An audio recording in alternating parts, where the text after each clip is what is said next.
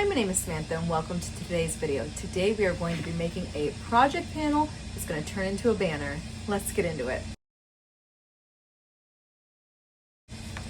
So this project panel, I worked so hard to get this done before Mother's Day so that I could give it as a gift to my mother.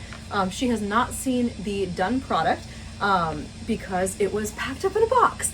I recorded all of the creating of this product in the old house, and then I moved and it was in a box, and then I wasn't able to give it to her. And towards the end, you'll see that the two edges are not exactly the same length. So I do want to make them both longer. I have extra fabric, so there is additional fabric left over. So I do want to make these longer. That way she has all the capabilities possible to hang them up. But I think it turned out so cute. I'm so excited to finally be posting this video and bring you guys along to see how we made this. It was a really simple project. It did take longer than I expected, and I would love to make another one of these again. I definitely think putting the interfacing in it was a great call because they're nice and stiff and they're not going to bend. But yeah, I'm so excited to bring you along on this process. Sorry that the clips are all over the place and that this video took a while to post, but let's go along. Here is what the fabric is looking like. So I went ahead and ironed it, and then I just put a big piece of stabilizer along the whole thing so that when I go to cut it, I will have nice crisp lines, and these are gonna be like really sharp points. It's gonna look really good, really good. So I'm gonna go ahead and get all of these guys cut out. I believe there is 16, 2, 4, 6, 8, 10, 12, 14, 16. So we're gonna get all of these cut out, and then the background fabric, I ironed this, and we're gonna need to cut 16 of the triangles out of this. I wanna do this part first so that then I can cut this in the most efficient way. And then we also need to cut the bias tape out of this. Okay, this is actually working really nicely. I cut it as evenly as I could down the middle, which was kind of like 1.5 inches-ish, or quarter of an or half an inch, I don't know, whatever the halfway measurement was. I tried as best as I could to do that down the middle. And then now for the sides, I'm doing 1/4 inch, which means that our stitch line should be right here on the pattern. So I'm just cutting 1/4 inch all the way down, and then I will do the top section. Okay, I've kind of run out of space here, but I think this is the most efficient way to cut it. I do have extra fabric hanging down this way, but at least this way, when I cut right here, this whole piece will still be connected and I should have plenty to make bias tape from. The other option was I had them this way, but it left a couple pieces that didn't fit. So I feel like being able to cut it this way here is better, less wasteful. Also, I'm just gonna like cut in between each of these because all of the triangles are not exactly the same size, but that's fine. Anyways, this is how I plan to cut it.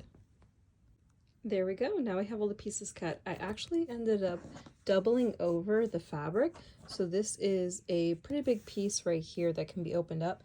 This is a chunk of fabric, this is a chunk of fabric, this, and here is another section that could hopefully be used for something. So now we have a front and a back piece for all of them. Update time. So we have all of the pieces pinned together. The next step is to sew them. So I'm only sewing on these two sides, and this piece is intentionally bigger. So I'm just gonna sew with 1/4 inch, maybe a skosh bigger than 1/4 inch. That way I definitely get within the design down these two sides on all the pieces. Then we'll trim and turn. Here is what it looks like trimmed. So they are all sewn together, and now I'm gonna just use my pinking shears. That way I don't have to do a bunch of notches. It already does the notches for me. So I'm gonna pink the two sides and then turn it right side out. Here's how they look, all turned and poked out on the corners. Now I just need to iron them all straight, and then once they're heated from the iron, I'm going to try pushing out the corners just a little bit more to see how pointy I can get them. Okay, all of the pennants have been ironed. They look really good. The points are not perfect, but they are quite pointy if I do say so myself. And then the top here, I'll just trim these down so that they are all the same. Probably like this 1/2 inch, but I'm going to wait to do that because I want to make the bias tape first. I need to lay all of these guys out and see how long I need to make the bias tape. And then I'm going to look up a video, because there's a way that you like cut the fabric where you don't use a lot of fabric and you get a lot of bias tape. So I need to do that. Here is my bias tape before I cut it. This is definitely one of the coolest things that I have ever made. Like, this is so cool how this is all one piece. Magic. Okay, the square that was 18 by 18 inches actually is enough for all of this. So I've just pressed it one time. I need to fold it over again. And then I think this will probably trim to like 1/4 of an inch, and it will get put inside of the bias tape. Here it is all clipped up, and I used a clip as the marking for in between. I wanted to do 1 inch, but I thought that that was too much. I measured at the front hand, and it was supposed to be like 6 inches on both sides. This somehow is 12 and the other side is 6, so whatever. I'm not going to readjust all of these. This took me so long to pin these all down. So now I'm going to stitch along this line right here with a 5.0 stitch length, and I think I'm going to do silver. Okay, one last update before we do the final reveal. So this is the fabric that is left over. I do need to make another piece of bias tape, not very long. I'm going to wait until we figure out where this is going to be hung up to see how much extra I need to add on the ends. I might even be able to use these. Yeah, I'm actually going to use these ones here so that these don't go to waste, and I can make something else with this. And then I'm not sure what to do with this piece, these two pieces. So put your ideas in the comment section down below. If you are my mother, click off of this video. You already shouldn't have been watching, and you're going to ruin your Mother's Day surprise. So click off now.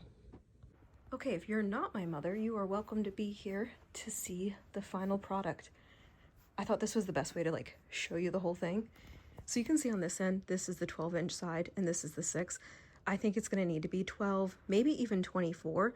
But what I did is I just didn't stitch this whole thing down. Like, I just started like here, because I can just add extra bias tape, and they're all evenly spaced, and that's the most important thing. So yeah, I'm probably gonna end up having to add bias tape to both ends. I just don't know how much. But this is how it turned out. I think it looks so good. I think that the quilt shop ladies did a great job in recommending the background fabric. Look how pretty that is. Like, I think that goes so well together.